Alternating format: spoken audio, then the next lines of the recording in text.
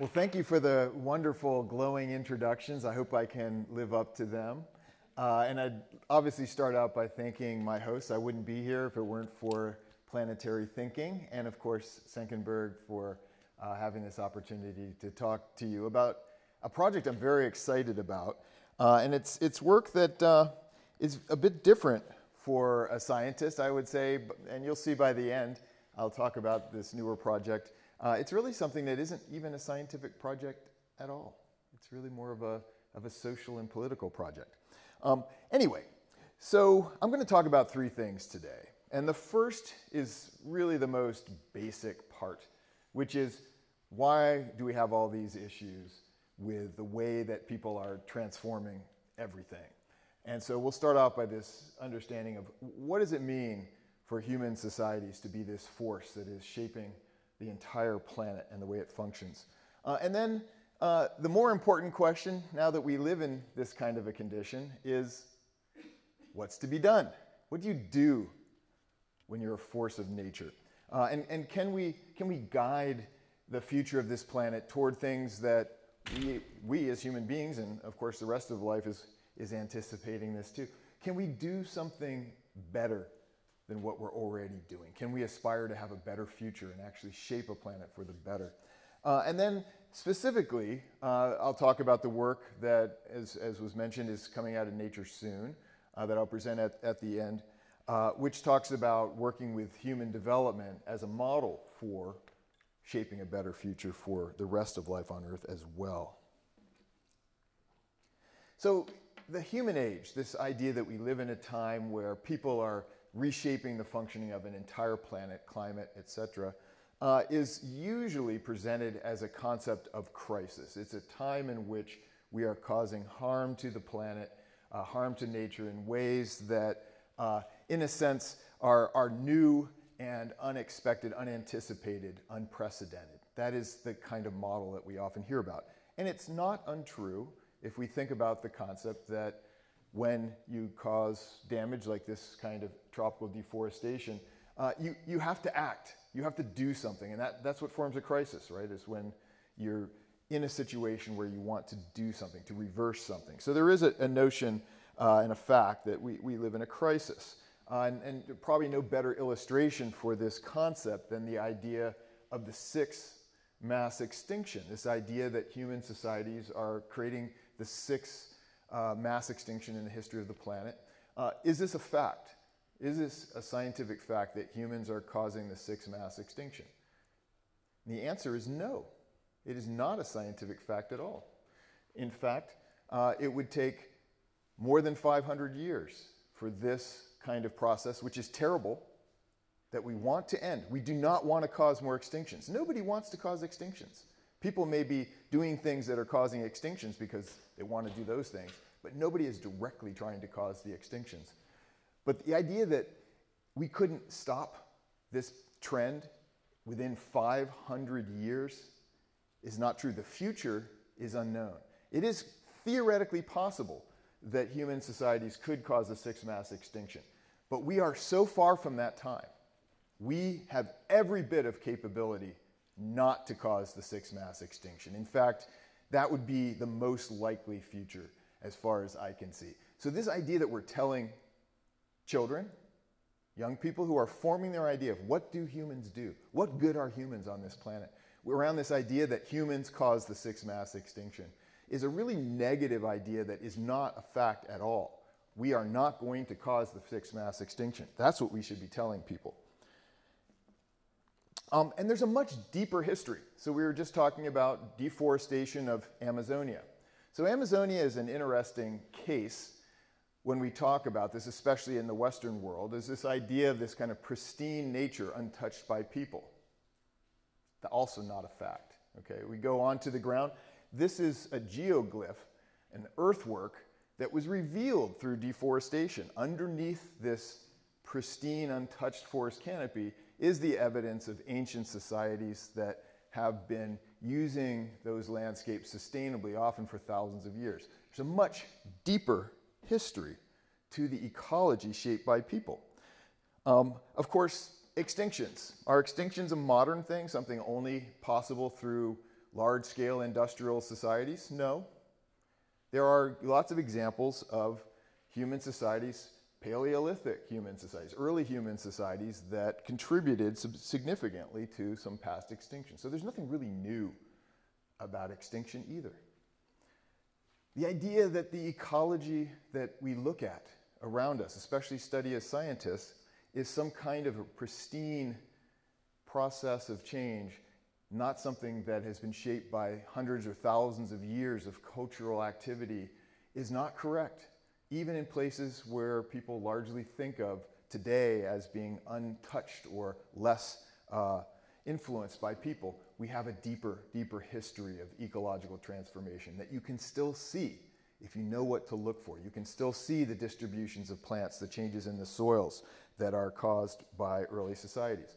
And part of the reason is the studies or the sciences that study global change and the deeper history of global change don't study what people are doing. And when the people who are the most expert at understanding the evidence on the ground of how people have been using the land for thousands of years, archaeologists who actually study the subject, when you talk to them, you find a much deeper history. We showed a much deeper history across the planet for early use of land by human societies.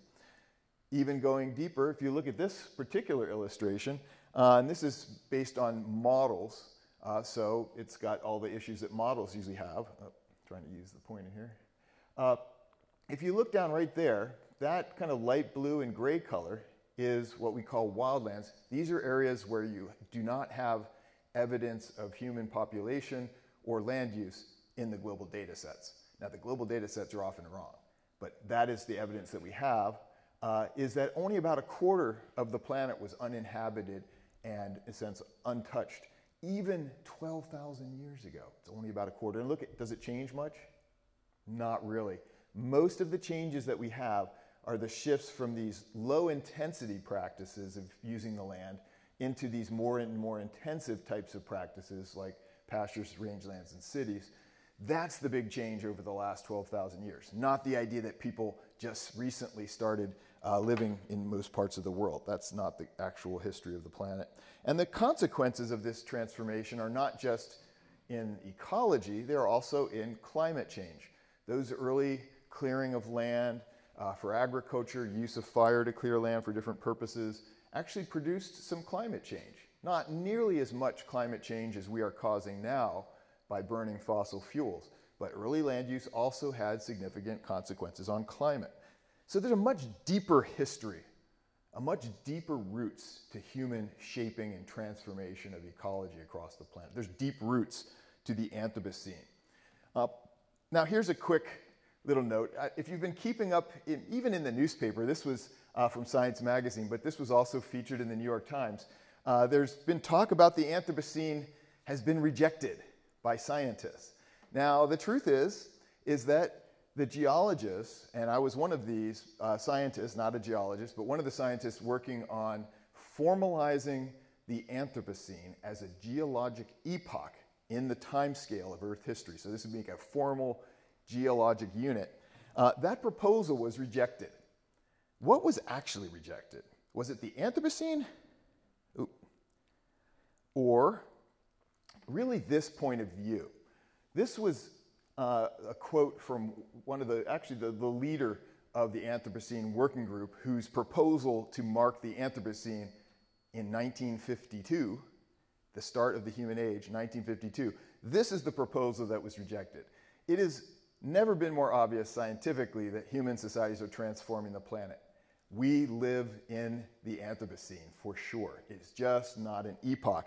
And this idea of what I would call the shallow Anthropocene, this idea that we can understand human transformation of the planet as something that begins in 1952 is really an obsolete concept. There's a much deeper Anthropocene. And the concept that has been used by geologists to replace the concept of the Anthropocene as an epoch, this idea that suddenly in 1952 you go from one time interval to another, to this much more complex type of process, what we call the Anthropocene event. Now, when I say event, immediately you think, well, epoch is a big deal. Anthropocene epoch, that's a big deal. Anthropocene event, it sounds like a garden party or something like that, right? It's like you got invited to go somewhere to the event.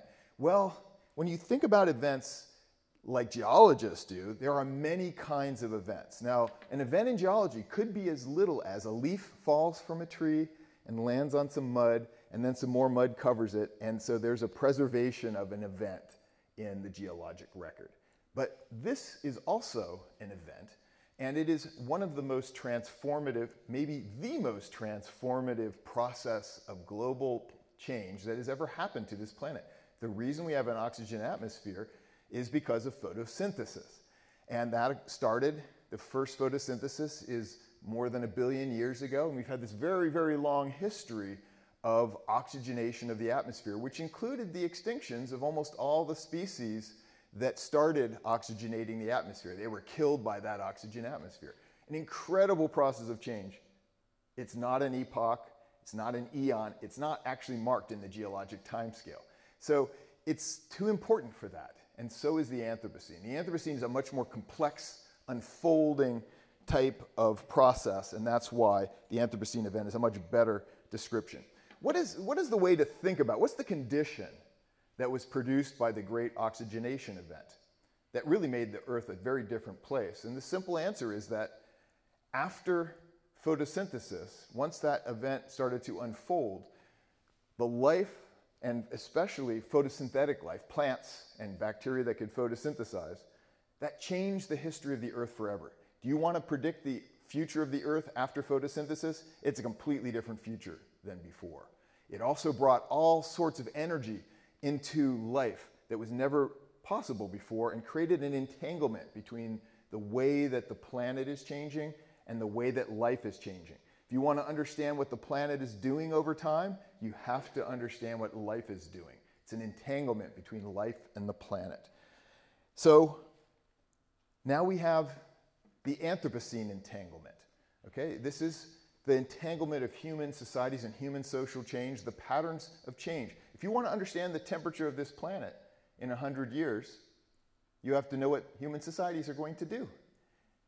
We don't know that exactly, but we know that that is what's going to determine the temperature of the Earth in the future. We live in this entanglement with the planet and the human societies and human social change.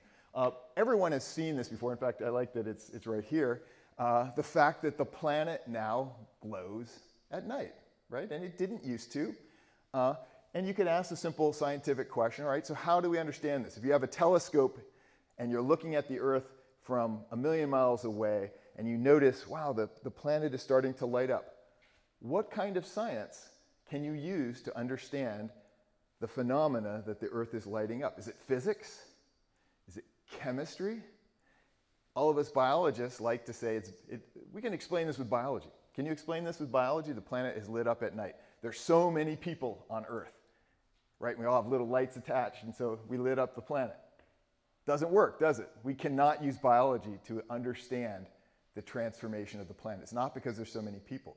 It's because of our processes of social change that allowed us to build these kinds of infrastructures that lit up the whole planet.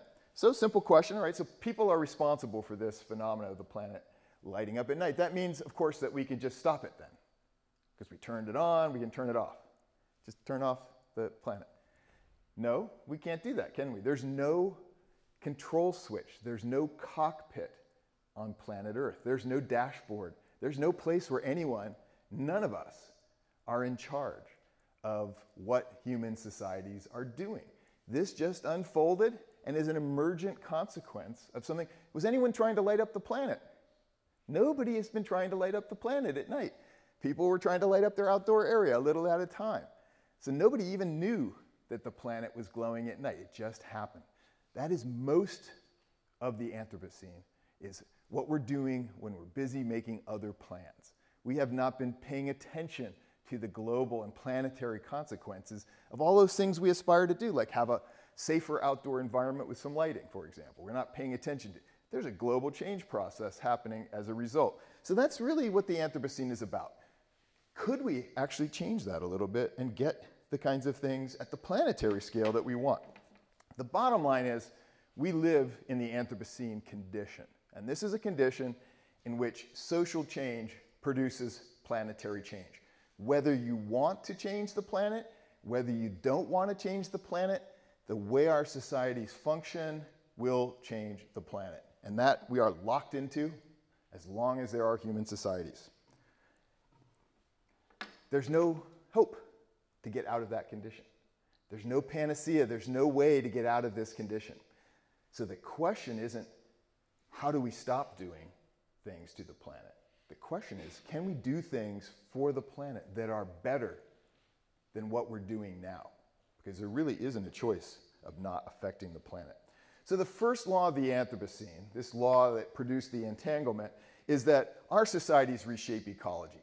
Human societies have always reshaped ecology. I'm going to talk about that and why do we do this? There's a lot of species out there. Why are humans doing this so much? And that this is not going to end. So that's the first law of the Anthropocene. And I'm going to talk a little bit about a theory here. It's a little bit complex. There's a paper there if you really want to get deeper into it on understanding the processes of human social change that really are producing this planetary change. And it really begins here when we're thinking about theories of change. What causes things to change? Okay, the classic theory that we often talk about, right? Here we have a simple model, kind of the model that has served for most of ecological history. We basically have biotic life, just organisms, and they are adapting to the forces of the environment. You see that arrow, the abiotic environment, that is shaping the behaviors and ultimately the genetic inheritances, that's evolution by natural selection, over time. So organisms are adapting to an environment that they can't change. That's your classic model of evolutionary change. Why does life change over time? But we all know that there's lots of organisms that also change their environment. Organisms don't just get changed by their environment, have to adapt to an environment. They can also change the environment. And a beaver is a classic example because it does things a lot like us. On the other hand, bacteria do this when they exude certain compounds into their external environment that change the ability of that species to survive and reproduce. Ecosystem engineering is just basically behaviors that alter environments in significant ways. But ecological inheritance is a little more sophisticated. It's an evolutionary idea. And the idea here is that when an organism alters its environment in a way that affects their ability to survive and reproduce, in other words, the environment is made, say, better, easier for them to reproduce in, that's called an ecological inheritance. That environment has been modified in a way that improves that species' ability to survive and reproduce. And that overall process is called niche construction. The organism is constructing its niche. So when we have that theory, our evolutionary model becomes more complicated. Rather than this just being about organisms adapting to their environment, organisms also change their environment in ways that affect their own reproductive success, their own ability to survive and reproduce. And it creates a much more complicated model. We call this the two-way street of evolution. It's not just one way. Organisms must adapt to the environment. Organisms are also changing the environment. And those changes become part of a feedback where organisms can change their environment and then they have to adapt to the environment that is changed. All right, simple model. It applies to many species, not just people. Another basic concept that's more and more important in ecology is the idea of cultural inheritance as something also important for what species can do. And so the idea that human beings are the only species with culture has been proven false many times over. The reality is many species have culture. And here's an example of a bird. This species must learn its mating call from others in the environment, or it cannot reproduce itself. So it's an example of social learning or cultural inheritance that enables this species to have the capability to survive and reproduce. So social learning and cultural inheritance also part of understanding what's going on with people. And then the final piece of the puzzle is sociality, okay? There's a lot of social species out there. Humans are not the only social species by any means, right? There are so many. Some of them have had hundreds of millions of years of evolution. Here we have a social insect as an example. That's called eusociality. In the case of this species and all of the other social species, their sociality, the way they live together, the way they divide their labor, the way that they share with each other, the way all those things are biological. They're genetically produced. If I want to know how many of these wasps can live in a single nest, all you have to do is know the species. If you know the species, you can say approximately how many will live there. How many human beings live in a human society? You can't say, can you? It could be a few hundred. It could be a billion. It depends, right? What does it depend on? Depends on culture. So that is the big exceptional thing about human societies, is that we're extremely social. We're so social that really, honestly, you can't say anything about a human being, what it can do, unless you know the culture. What have they learned to do? That's what matters for human beings, not what we can do biologically, but what we can do when we learn from each other. So we are Earth's first ultra-social species. We are more social than any other species has ever been in the history of this planet. Even our sociality, the way we live with each other, we have to learn that from each other, okay? You could take a hunter-gatherer from any place and bring them to New York City, and in a few years they could be making millions of dollars on the stock market. You just learn how to live in that culture, okay? We're very flexible. One other thing is we're so good at learning from each other. Our social learning is so effective that it accumulates and accumulates and accumulates, right? We have accumulating culture. For example, do you need to reinvent the wheel? If you're going to make an airplane, you don't need to reinvent the wheel for the airplane. We already know how to make wheels. You're just building one technology, one way of understanding things, one way of doing things on top of another. So cultural accumulation. Socially defined social organization. Non-kin subsistence exchange, a very technical concept, but very simple. In fact, all of you came here today. You had your diet your food that you ate came from a complete stranger, most likely, someone you don't even know, okay? In all the other societies, everything you get is through a highly related individual. For example, in a wasp nest, right, everyone's either a cousin or a sister, right? You're all highly genetically related. In human societies, we are exchanging with complete strangers the things that it takes to survive. That is normal for humans, not normal outside. Okay, so we have so many exceptional traits. Anyway, that's the big picture for understanding sociocultural niche construction, where I started. All right, what is it that makes it possible for our society to transform the planet? Well, obviously we're niche constructors, right? How many people here just ate wild food today? I don't think it was many of you. We eat things that are produced in environments that we shape, and the species that are living in them are mostly in environments or actually unable to even reproduce without us. Okay, so we're niche constructors big time, like a lot of species. We do this through socially learned information, right? You have to learn how to do these things. People are not born knowing how to farm. And then finally, we do this together, socially, right? Nobody here can eat without a whole bunch of people working together to move that food from one place to another. The food does not come to you from the field. The food comes to you through other people, okay? That is how we work. We're social and cultural in the way that we construct our niche. So we're socio-cultural niche constructors, and that has given us some unique capabilities to transform the earth and all of nature. This is just an example of just another type of social exchange that would be considered a form of niche construction. Niche construction is always evolving. It's evolving through cultural evolution. So in the big picture, and I always start talking about this chart by saying, do not think that this means everything goes linearly from one end to the other. All right, hunter-gatherer societies are still fully capable of living great lives today. The idea that there's some kind of progress represented here is not what I'm trying to get across, okay?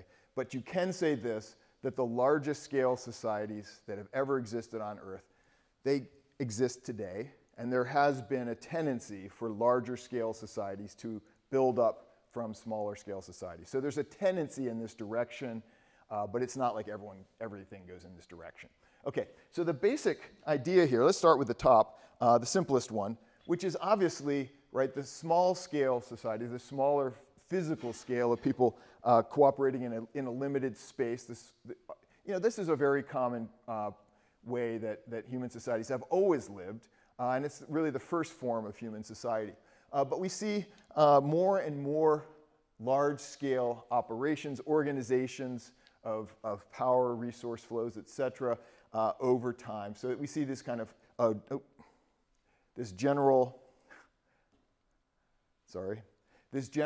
pattern of scaling up in terms of size of society. And then I'll go down here to the bottom one, energy use. Okay, when organisms live, they generally use their own energy to get around, to do things. But human societies have managed to get energy that's not just what they use themselves and through their metabolism, through things like cooking. And that's an interesting one because a lot of anthropologists, archaeologists believe that one of the things that first started us on the road to being human, and it wasn't Homo sapiens that did this, it was much before Homo sapiens, was using practices of cooking food to make more nutrients available in the same environment. It was a way of enhancing our success and made it possible to get enough energy for our brains, which use a lot of energy. And burning the landscape to open it up and make it more productive. We're using energy from biomass to add to what our societies can do. We learn to get animals to do our work for us. And of course, the really big thing we start burning forests to make steel, and then eventually we start burning fossil biomass, the biomass of history. We're burning that too to power our societies. And the most interesting thing, because burning biomass is kind of biological thing, is that now we can use energy that's not in the biosphere at all. Now we're able to use solar energy directly, just like plants. We can use nuclear energy, the power of wind, etc. Nuclear energy. All these kinds of power are brought in to sustain what human societies can do. How much power per person? This is supposed to be essentially a per person in a society thing. How much energy can people use? We do not know the answer to that question. Maybe how much we should use is a better question, but we use more and more, okay? So there's more possibilities. The entanglement of human societies and social change in the planet just gets more open-ended. What can we do? What will we do? We don't know. And this one is particularly important and interesting. Niche construction intensity. This is really how much of ecology does an individual human being need to transform in order to live on a day-to-day basis. Okay, so what you basically see here is this pattern of hunter-gatherer societies generally use a lot more area. They need a lot more area per person in order to feed themselves than people that are sustaining themselves on agriculture. It takes a lot less land for them. But they don't change it very much. They'll alter it a little bit, maybe using fire or the propagation of species, but it mostly stays more like a wild land. So it's less modified, but it takes a lot more land. As societies get larger scales and use more energy, they're capable of transforming the environments more, so they actually need less area per person. That's been going on also for thousands of years. It's not just a new thing, this idea of intensification. It has really been going on a long time, and it continues to go on. Now, what it takes to sustain an individual human being in a city like Frankfurt is a very tiny amount of land that is completely transformed. So it's the opposite of what it takes for a hunter-gatherer. A lot of land not transformed very much. So big changes in the way that we relate to the rest of nature. And I always show this slide now. Do not think of this as an arrow going in one direction. As I said, this is an evolutionary theory, sociocultural niche construction. Where are our societies going in these evolving sociocultural practices? And we go everywhere, okay? There's extinct societies, etc. There's not one direction. And the idea that, for example, cockroaches are not highly evolved, well, they can have the last laugh because they'll probably last much longer than human societies. They already have lasted much longer than any others practically. So the idea that there's some kind of perfect, more advanced society, don't get that in your head. just to reiterate the idea that a lot of people think of hunter-gatherer societies as basically just taking things off of trees or something like that. They don't really, a lot of people don't understand just how deep and complex the understandings of how to transform ecology are common for most hunter-gatherers. There's hunter-gatherers, there's all different kinds of societies, but some of them are what are called food-producing hunter-gatherers. They actually modify the environments tremendously through fire, digging, tending, etc., in ways that transform the ability of that environment to sustain them. So, for example, burning patches of the landscape is a common thing, makes it much more productive, especially when done in small patches. This is just literally learning how to use more species. And the classic example is you're the mammoth hunter-gatherer society, and then the mammoth is gone, and you have to learn to use more and more species, and this is a common thing as well. So once you get into the act of actually propagating the species that you like, which is also very common for hunter-gatherers, well, the first hunter-gatherers, or sorry, the first farmers were hunter-gatherers, of course, right? That's the first people to do it. And it happened through this practices of propagating the species that you depend on. Eventually, you're on the road to domestication, and then you get the more familiar pattern of land use intensification that you normally hear about, which is just agricultural land use intensification. And as demand increases, like larger scale societies have larger demands in many cases, and you get scarcity of land per person, you get more and more intensive production, and that's that intensification process. Now, it doesn't mean things get easier, right? You have less land getting used per person. It's often much more work to do that, but it is what happens when societies increase demand, is they actually increase the production of a certain area. And then finally, the way that we live has also been in a process of change for a long time. It's always paid off for people living in a denser settlement. When you have a larger settlement, more people in it, you actually get some advantages. The same occurs in urban areas. There are a lot of economic advantages to living in cities. That's why people do it. There's some big disadvantages too, as we saw recently with COVID. A pandemic is you don't really want to be in a city during a pandemic, but all the other times, and that's why people are moving into the cities all over the world, is because there's a lot of actual advantages. People aren't stupid, they go there because there's advantages. Urbanization. So one of the most powerful forces on Earth is that feeling that people have. They want to move to the city. It's happening all over the world. And even though it may not look beautiful, there's a lot of transformative effects here that are not just bad. A lot of the best things that have happened to people have happened in cities. But I also want to call attention to this basic fact, which is the biggest consequences of people moving to the city is outside the city. The biggest consequences is the way it changes the global supply chains. Small farmers are not producing most of the food for people who live in the city. This is mostly coming through large-scale production systems and global supply chains. That's not that new. This was also true of cities a long time ago. Specialists produce these large amounts of surplus that are demanded by cities, and that has effects on the rest of the land. In fact, most of the landscape in the planet is not urban. It's only about 1% to 2%, whereas it's almost 35% or so for agriculture. So the biggest effects are outside the city. And the long-term trends are not as simple also as people like to think. There's this tendency to think, oh, things are just getting worse in every way, but it's really not true, okay? In terms of the trend that has driven a lot of this explosive change has been a large population change. And if you look at, say, the late 1960s, when Paul Ehrlich was writing The Population Bomb, we had the highest population growth rates in human history.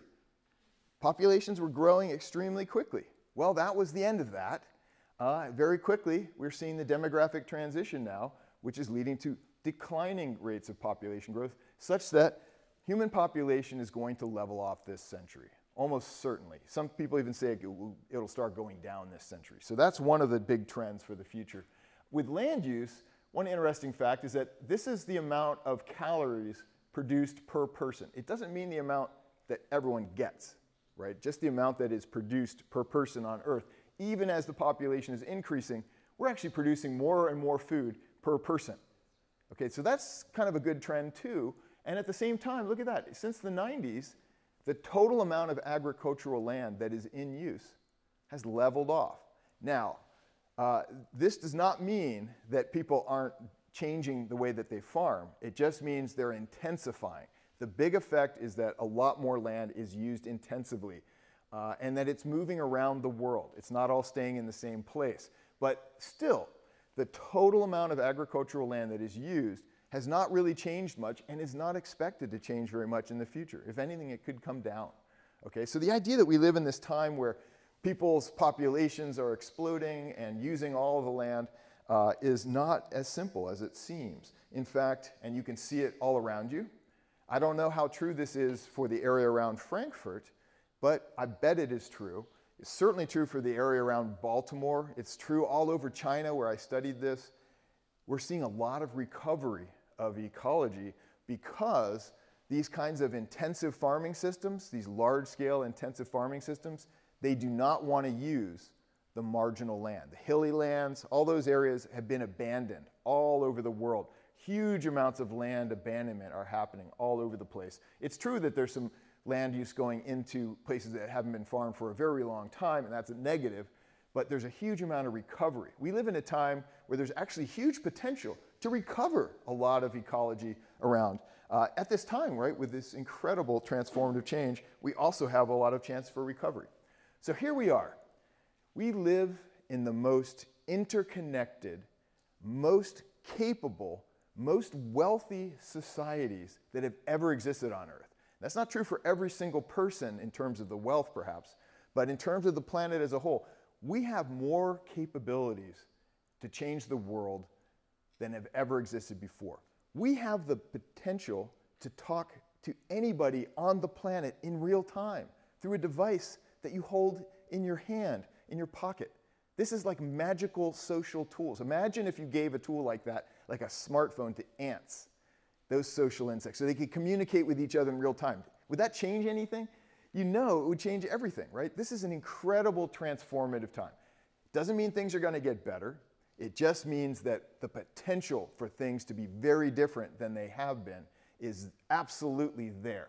We live in a time of possibilities. The idea that people would be talking about we can't do anything is absurd. This is a time when we can do more than we ever have. Now, in the human world, people also, for some reason, especially in the Western world, don't talk about this enough. Okay, if we were here 150 years ago, half of your children were going to die before they got to be a year old. That was just normal. Okay, it's still normal in a very few places on Earth. But that has changed. It is changing fast. We live longer, healthier lives with more access to knowledge and education, a much better standard of living. That's true almost everywhere on the planet. It's almost universally true. Now, there has been some stagnation of these things recently, but for the most part, it's an incredible transformative change for the better of the human world. That's a reality. So human development, I'm going to kind of translate here to kind of this aspirational thinking. What is human development? At its simplest level, it's just the idea that you don't have to let half of your children die. We know how to prevent these things. Lots of societies, these ones with a high human development index, they have figured it out. Every place should have access to these capabilities to have a better life for human beings, okay? There's no excuses except for moving forward. So 3 basic principles for human development, right? Long and healthy life, knowledge and education, decent standard of living. You don't have to convince somebody that these are good, okay? Everybody sees those things and go, okay, decent standard of living, okay, that's good for me. Long and healthy life, yes, I want access to this. These are just basic goods that everybody wants. And so by actually creating a measure for progress, how do you know that a society is better off than it was 10 years ago? Well, if their human development index is increasing, they're better off. This is not GDP. GDP tells you nothing about whether people are better off. These are basic quality of life issues that everyone can agree on. Okay, so that's that idea that we can actually not just think about having progress and better world for people in this case, but we can also figure out what the basic measures of this are and assess who's doing better than who needs help, who's advanced the most, who's learned, who's figured out these challenges. It gives us a chance to to change the world. It's this idea that we could actually change the world for the better, and we can assess whether we're actually making some progress. Those are some principles that have been very important for human development. Okay, so we've already said, right, human societies are changing everything. Okay, why? Why do we keep changing everything? What is it about human societies that even causes them to change so much? Why are they not the same as they were 1,000 years ago? What's changing? I would argue this is what I call the second law of the Anthropocene, human aspirations. We actually want something better. People want things to change. People will accept and actually encourage new types of activities if they think it's good for them. For example, vaccines. Now, you never know, people argue about them now in the US for some reason, but the bottom line is most people accept that the world is better if we vaccinate people. It gives you a longer and healthier life. It's a good thing. So people accept it, and it changes the way we live. But these aspirations are always changing. They're dynamic, just like all of culture. But that's the idea, right, is that that's a question, is what do we aspire to? And aspiring to vaccines is good for the human world. But what about the rest of life on Earth? What about the rest of life on Earth? What is our aspirations for that? What should happen to the rest of life? What should our living world be like in the future? We don't think about that very much, but I think we should. Now, the other thing you notice, right, is that we is in quotes. And there's a good reason for that. Is there a we? Is there this cockpit where someone's turning the knob? Is there some kind of control room here? No, right? We have very different ideas. Even in this very room, right, where we're pretty similar compared to like everyone in the world, we all have different ideas about the future, right? We don't all have the same exact idea. But somehow, we can and we do work together. We all plan together to be in this room. We can do things together as well when we all have some aspirations, some common goals, some things that we think are worth doing. And that's the question, is what do you think is worth doing? Well, in terms of what could aspirations do? Like, what could we want? How can we produce a better future? Well, okay. This is a framework that is used by the IPBES, which is a big international science group that studies the relations with nature. They use this term called nature's contributions to people. And the term ecosystem services has been associated with that. The idea that nature gives us a lot. And you could argue we take a lot from nature. All right, we're really good at that part. Okay, we have changed the whole planet because we need to use a lot of these things or want to use a lot of these things. So we are really good at that part of our relationship, right? The getting and the taking part. All right, do you think you could have a good relationship? We're very social, you know. Do you think you could have a good relationship with another person if all you did was take? Obviously, that relationship would not last very long. It would degrade your partner. It would be terrible. And it wouldn't last. That partner would at some point be like, not going to be in this relationship anymore. So what are we giving back? What are our contributions to nature? That is the big question. That's the missing part of our relationship today. And now, when I say our, I mean like some people, not everybody. What is nature getting out of these relationships? So let's talk about that part. That's the part I find the most interesting. And it starts with an understanding of, well, people often talk about biodiversity as this thing that happens without people. In fact, that's also not correct if you look at the science of all the most biodiverse places in the world, pretty much without exception, have people living in them. Okay? And they're not just living in them. They are shaping the ecology of these places. And there's so many examples. I can always use another example, but here's one example in the Masai Mara. If you want to go see the kind of the coolest remaining assemblages of wild megafauna living anywhere, you don't go to some remote place where there's no people. You go to the Masai Mara. And it's called that because of the Maasai people who coexist with their cattle living in the same environment with these species because their culture does not, basically discourages them from ever eating wildlife. And so they coexist in this relationship that has sustained amazing biodiversity. If you go to a tropical rainforest even, people often think, oh, the part of the tropical rainforest that's most biodiverse is the one without the people. Wrong.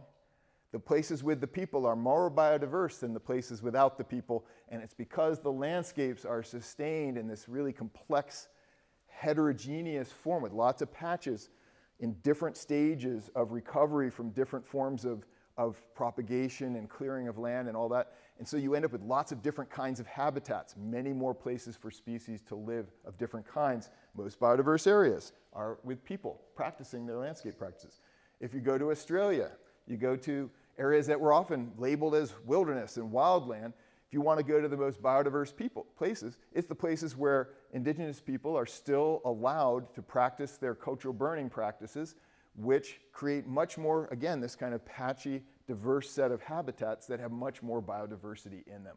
And they do this not because they're trying to maintain biodiversity necessarily, it's because it's the practice that they use to sustain themselves.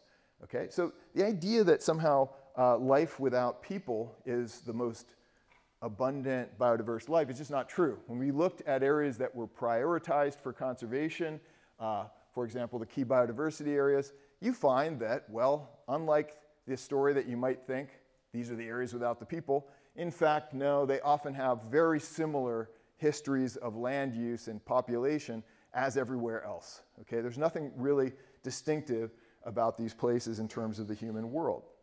So I think of this model as a better model for trying to understand the ecology of biodiverse futures is futures where you have people practicing the cultural practices that sustain the biodiversity that we actually have. Not the imaginary biodiversity of a world without people, but the very real world diversity of a planet that has been populated for thousands of years, and where biodiversity still exists is because the people there sustain that biodiversity. Okay, so as I said, so those are kind of indigenous practices. A lot of them are quite ancient. They're not necessarily new. But there's some things that are happening. You could say, well, so what? Those guys there's not that many of them and all that. What about the cultural practices of our societies? Okay, and the interesting thing to me is that just as much as you have these practices of the past, you have many new practices of the present and future are emerging. In industrial societies, this concept of preserving some areas without industrial influence initiates, around the times when, the Industrial Revolution is really going. So you start getting these new cultures of nature, new ideas for what might be a good nature to preserve. And then you get this idea we could bring something back, we could restore things. And now we have this rewilding idea. Our ways of thinking about what nature is, what nature should be, they're not constant.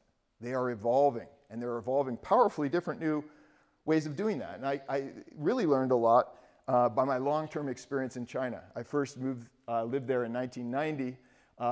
1990, 91, cold winter, gray in the city, and I go to the park, and finally it's getting a little bit greener, and I'm thinking, okay, maybe it's not so bad. And then I start hearing the birds singing. I'm thinking, okay, this is nice. And then I look around, and all the birds that were singing, every single bird in the park was a bird in a cage. And that was about as good as it got in 1990. People weren't bird watching too much in 1990, maybe not at all. There just wasn't this culture of thinking about nature in that way.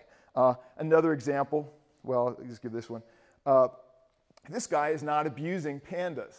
He is actually the biggest, well, maybe he is abusing pandas, but he is the biggest donor to panda conservation in the world. He's one of those people who's willing to spend his fortune to try to help another species. I can tell you, too, this is what people actually think about when they think about pandas in China now. They think about a wild panda. And also in 1990, I was in Sichuan, right, where the giant panda lives. And you could go, and I didn't go, but there was a poster for a circus where you could watch a panda riding a motorcycle. That was cool in Sichuan in 1990. Not cool anymore, okay? This is what's cool, the idea of a wild panda. People aspire to this kind of even a vision of like, what does it mean to be Chinese? You live in this country where you have this wild, powerful panda. It's like our bald eagle in the United States. And what are people willing to do for that? Well, that's also gone in whole new directions, all right? So there's a man wearing a panda suit, and it is covered with panda urine so that he smells like a panda. And why would anyone do that? It's because you want to raise wild pandas, pandas that can be returned to the wild. So people are starting more and more to be willing to do these kind of really strange things just to bring back wild pandas. And it's not just a little story. I mean, if you look at this kind of data for what has been going on with conservation in China, it's completely changed. As the country has industrialized and become more wealthy and developed, it has actually gotten more and more interested in investing in conservation of nature. And I bring up this one, and I know how controversial it is, but the reality is, right, the wolves are coming back. And I know it's a kind of warfare here between the urban people who think wolves are really super cool and the guys in the countryside who have to live with wolves and they're totally difficult to live with, cost a lot of money, a lot of problems. But that's the culture of nature that is shifting, and the urban guys are winning in a sense, and so are the wolves. And this is the kind of strange, shifting world of the Anthropocene. It's not just going toward this more and more, say, industrial. It's actually strangely going more and more wild nature. So there's all these opportunities for doing things differently in the biosphere. It's not just going in one direction. If we think about the biosphere as we have it, there's also no single person who owns the biosphere, thank goodness, right? There's all different ways of interacting with the biosphere, but it is not a wild biosphere. This is a biosphere that is mostly transformed and used and lived in. And the real question is how to deal with that. If we do it, look at the numbers a little differently, about 40% of Earth, this is just land, 40% of land is already in intensive use. It's cities and farms and this sort of thing. And about 20% is in this category of no populations, no land use, at least in the data that we have. So that's a small number that's Mount Wild. What's that big number there? Cultured, 40%. That's a big number, right? That's huge. What is that stuff? That is the stuff in between all that intensive stuff that we're doing. That is actually the big potential for conservation. This idea of nature without people being significant is not very significant. The real potential for the future is what we do in the working landscapes, the landscapes where people live and that sustain us through agriculture and other practices, right? And so we have these intensive areas, but the reality is when we transform landscapes, and you can see this from any airplane, just look down, just go look out the window of your train, your car, anywhere, you're going to see this mixture of things, right? The intensive farming, there's always like some grown-up stuff. Could be something that was farmed at one time and is recovered, or it could have been just never used. There's all different kinds of ecology that's in this kind of cultured practice. But it is not the same as a force that's never been touched. It is influenced by just being embedded in this used landscape. Lots of different influence there, invasive species, so many things going on there. So really the opportunities for conservation in the Anthropocene are what we do with the nature embedded within our working landscapes, the different kinds, okay? And so to do more than one thing with a landscape, that sounds great, right? Let's have conservation, and then let's use agriculture, cities, let's put it all together, right? And of course, sometimes when you put two things together, it doesn't work out. It's not that simple, is it, right? Like this is the way you get killed by a deer, an animal that couldn't normally kill anybody. It's because you're trying to have two species moving in the landscape using two different approaches that do not work together, right? But is that inevitable? Is that the only way we can live together with other species? And the answer is no. We are learning more and more that it doesn't have to be this way. You don't have to die in a car accident hitting a deer. You can find another way for the deer to move. Some people, like the people who love wolves, they also want the deer to be able to move freely, right? Our cultures are changing, and all we have to do is build different infrastructure. It's one of the main things we need to do, is build infrastructure that is friendly to the rest of life, okay? And the interesting thing is, you know, highway systems, they're built using standards. Nobody goes out there and says, I want to build my road this big and that other road that big. You have to follow the standard. When it becomes a standard that every road must include transportation for the other species, all the other species that need to live there, for the water, all the things have to be able to move in the same space. That's part of the standard. You don't even have to have a protest movement or anything. It just, that's the way we do it. So there can be really big transformative changes like that. One of the ones that some colleagues are working on, this is in the most intensively farmed areas of the United States, are these insertion, these prairie strips into this intensive, mostly maize, corn, farmland, and it's starting to pick up. They're finding ways to introduce ways for other species, native species, even to live in these really intensively used areas. And even to potentially have new standards for working landscapes. For example, this one of 20% native habitat within working landscapes. So maintaining a kind of standard for what it means to have enough space, at least for a minimal functioning of the rest of life on Earth. And when we think about protected areas, we've learned they don't aren't just these little islands, or if you treat them like little islands in the sea of human transformed ecology, you get bad results. You ultimately have to think about this as a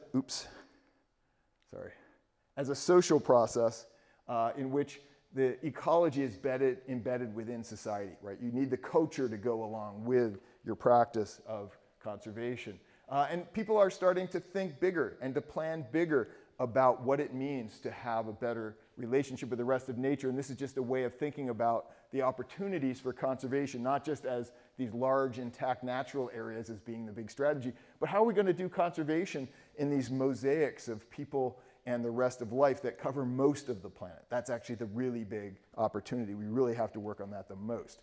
And big ideas in terms of we're not content with saving something on the margins. We're actually thinking about bringing something back. We actually want to see a better future, not just maintaining little parts of what's left over from the past, but actually trying to build something better. That is becoming part of the ambition. We even now, have a new right. I don't know if you know this, but you now have a universal human right to a healthy environment. Okay? Nobody knows how this is exactly going to play out. I don't think there's ever been any legal issues because it's just recent, but that is a new ambition, that everyone has a right to a healthy nature. Okay, so can we make a better nature?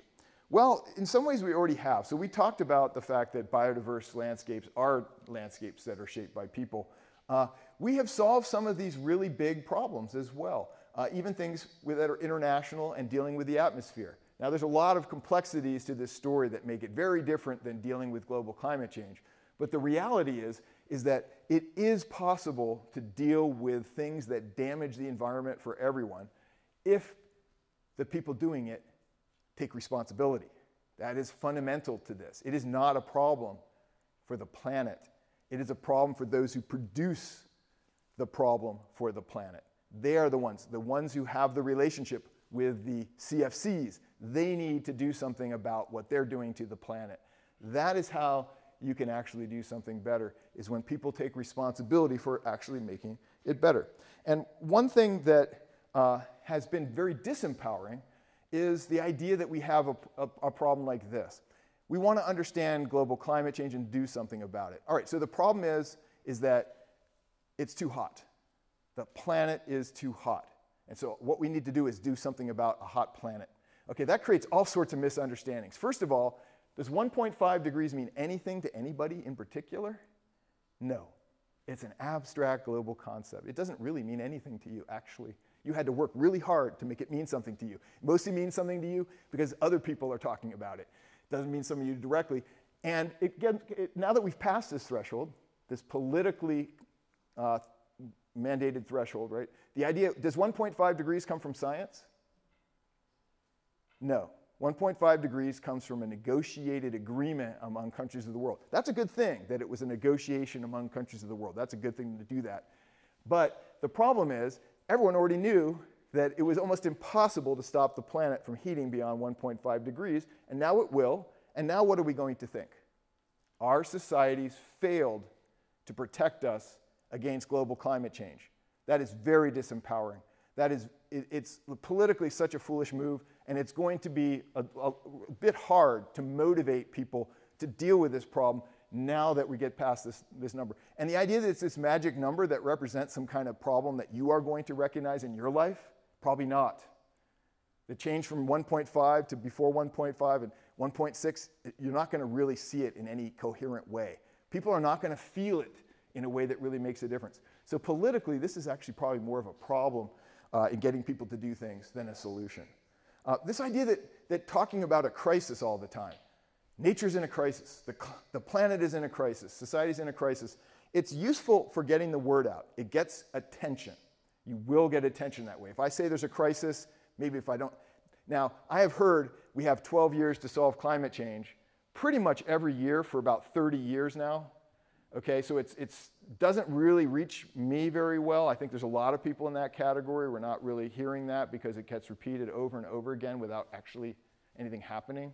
But this idea that talking about a crisis is going to get everybody motivated to do something, it's not necessarily true. It's actually been shown that it's not a sustained motivator of action. an action to change society, which is hard. Changing our energy system is hard, expensive, difficult, changing the game, etc. That we're going to do it just because there's a crisis. It sounds like a good idea, but in fact, socially, it doesn't work that well. And there's a lot of reasons for that, but I think this is one of the more obvious reasons, right? Is that how, like, social movements that have succeeded, at least to some degree, have they motivated people just by talking about a crisis all over and over again? No, they have to have a solution. They have to talk about something better. If you don't do that, you're not going to get a lot of people motivated to work with you for years, which is what it takes to make big changes.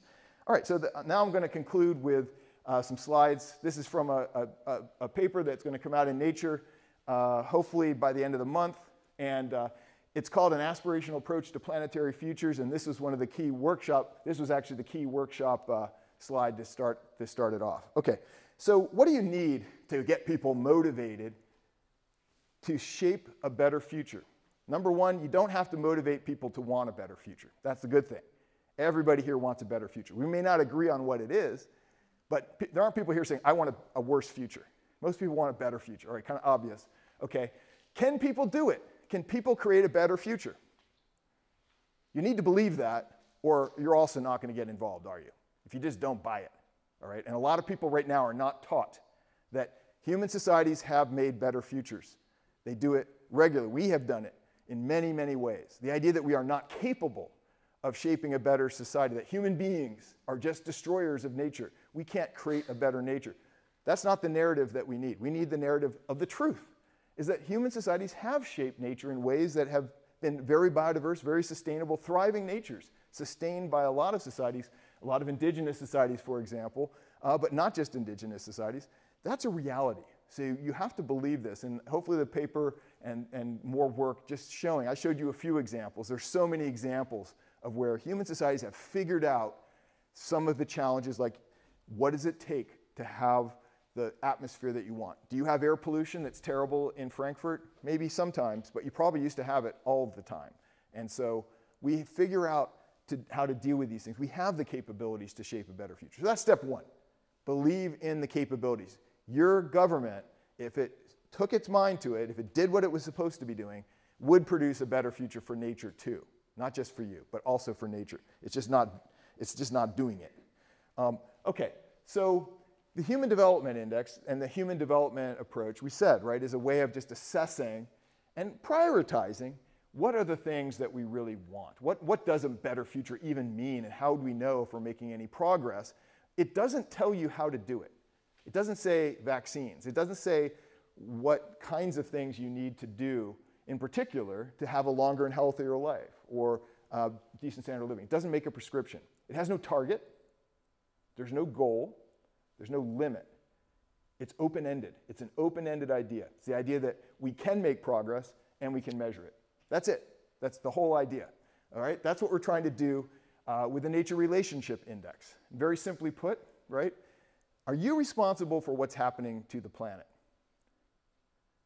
And I would argue, no. It's not your responsibility. If you felt it was, you must feel crushed, really disempowered, because you actually really can't change the planet. It's really hard. The way that the planet is changed is because of societies, and so many societies. Societies that are not even your society are doing it, okay? But you are responsible for this. You are responsible for your relationship with the planet. That is something that's 100% under your control. And more importantly, for this particular project, is that it's something that your nation has some control over. Your nation can contribute more or less to the betterment of the rest of the planet. Can we assess this? Can we actually assess whether your nation is doing better than others or making progress over time toward a better future for the rest of nature? We call this the Nature Relationship Index, and it also has 3 dimensions. And this is actually the first time I've ever presented this in a setting of people that aren't already working on this. Nature is thriving and accessible. The first dimension is really about that there is some nature that is biodiverse and functioning, and that you have access to it. Okay, so that's the first dimension. So the question is, does that matter to you? What if there was none? You'd probably feel like, okay, that's pretty bad. I'd rather have some nature that some thriving nature that I can access, right? That's kind of a basic human need almost. Second, nature is used with care. Now, you have no choice about using nature. you are going to use nature, but are you using it with care? Are you using it with respect? That's also fundamental to your relationship with nature. To have a good relationship with nature, you have to use nature with care and respect. And the final one is kind of more simple because it relates to what we mostly hear about with classic environmental stuff is nature protection, right? Is your environment safeguarded? Do you have protections against air pollution, water pollution? Is your government basically investing in laws and support for maintaining nature? And to compute this, just like the Human Development Index, you have to have some indicators, and then you make the computations and you aggregate them together to compute the index. And one very important part, just like with the Human Development Index, I think all of you who've seen this talk, and I only talked a few minutes about the Human Development Index, you kind of get it. You know what it is about. It's not that complicated. That's our goal here too. This looks pretty complicated, and unfortunately it is a little bit complicated. The goal though, when we're done with this, and this is supposed to be, we're not finished with this yet, the goal is to finish this by 2026 when they release the 2026 Human Development Report. That's when we'll release the Nature Relationship Index. But the goal is 3 dimensions and no more than 2 indicators per dimension. That's it. And the indicators have to be understandable. If an ordinary person cannot understand it, then it's probably a bad indicator because people have to, if people don't understand it, they will have no demand politically for it. And okay, more fancy stuff. And it depends on your audience, right? And I was thinking there might be a whole bunch of more professors and stuff in here maybe. But bottom line is, these are the ways that we made a demonstration that we could make a calculation. We don't actually like the indicators that we chose. We're going to update these in the next year. And we're going to do this using the UN DP's process of consultation, which involves regional consultations around the world. And they have an advisory group, and they also have a statistical group. And all of them have to basically tell us what to do. We don't get to decide ourselves. We're just helping them do it. Anyway, and then you come up with your Nature Relationship Index. And at least this version of it was, the one interesting thing about it, and actually let me, next slide. Okay, and these are just 2 of these indicators being brought together into the CARE index, used with CARE index, is that we can look at the relationship between the Nature Relationship Index and the Human Development Index. Because human development, obviously at the UNDP Human Development Report Office, #1, and then we're working to expand on that. So it has to work with that. If you look there, you're starting to see the main idea, which is the idea that you could have a world in which nature and people thrive together.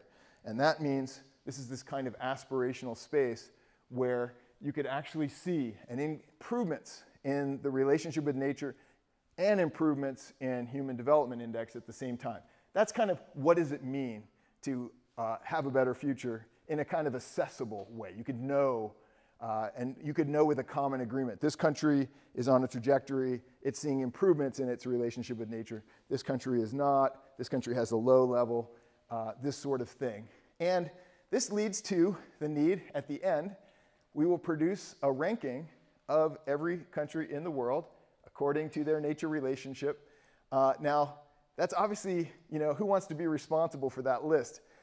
Fortunately, it's the Human Development Office will take responsibility for this, but it's very political, right? And like the Human Development Index, if you're at the low end, right, you're usually asking for help because you're in a low level and you need help. If you're doing really well, others want to learn from you. What do they do that enable them to improve their nature relationship index, this sort of thing? So it creates a process of discussion about meaning and about what it means to have a better future, a future where the rest of nature thrives together with people rather than what we have right now, which is not something that's leading to the better future that people really want. And I just want to finish by saying, okay, it's easy to think about people and nature as kind of separate things, but we all know deep inside, and the science tells us that we are not 100% human, okay? You are full of other organisms. You couldn't digest your meal without all this help from all these other organisms. You have other organisms inside you, without you. We've never been completely separate. We are part of nature. We're embedded in there. The rest of nature thrives. It's better for us. And we're also the most social species in the world. What we do to perpetuate our cultures, to have a culture of nature, really will produce the nature of the future. All right, thank you. And I'm glad to take questions.